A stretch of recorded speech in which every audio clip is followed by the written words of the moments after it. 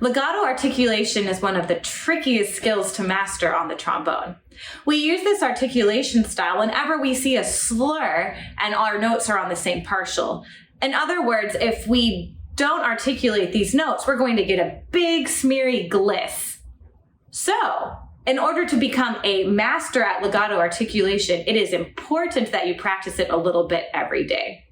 A few things might help you out. First of all, remember that this articulation style is supposed to be smooth. So as long as it sounds smooth and connected, you're on the right track. I always like to make sure that my tongue is articulating in the correct style first. So when you normally articulate, you might use a ta on the back of the teeth or close to where the gums and the teeth meet. For legato, I like to say da or sometimes even la. I even know some people who like to say na. So da, la, or na. And my tongue hits a little farther back, closer to the roof of my mouth. Again, it's a little bit different for every person. So experiment with it until you find something that works for you. So I'm going to just articulate 4 Fs with the legato articulation style, just so you can have an example of what you want this to sound like.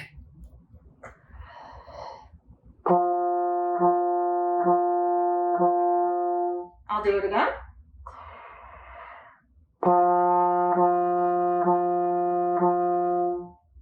And now I'll articulate 4 quarter notes with my ta articulation, followed immediately by 4 quarter notes with my legato articulation, so you can hear the difference. So here's my normal ta articulation.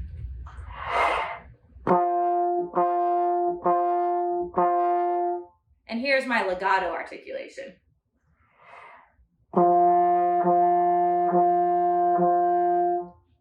Hear how the second one is much smoother and more connected?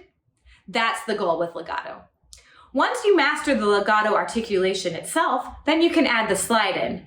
It is so important, I'm sure you're not surprised, to make sure your air is constantly moving. So before you add the tongue into the articulation, let's just practice moving the slide and blowing air at the same time. I'm going to keep my air moving like a whole note and move my slide extremely quickly so that there's no possibility of hearing a gliss as I add the legato articulation.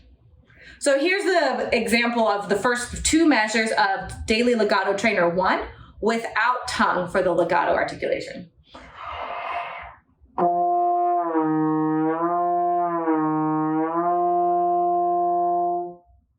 I'll do that one more time.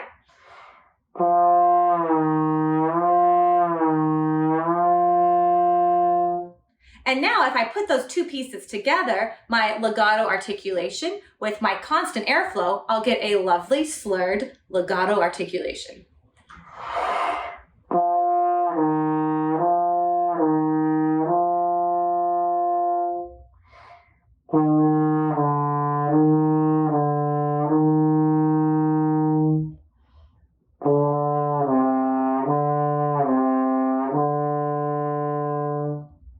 One last thing before I go. The 5th measure of Daily Legato Trainer 1, you'll notice it goes from D to C.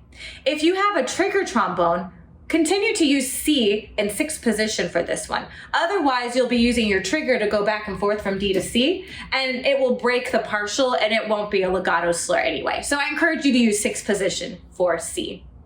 I hope that helps. Happy legato practicing.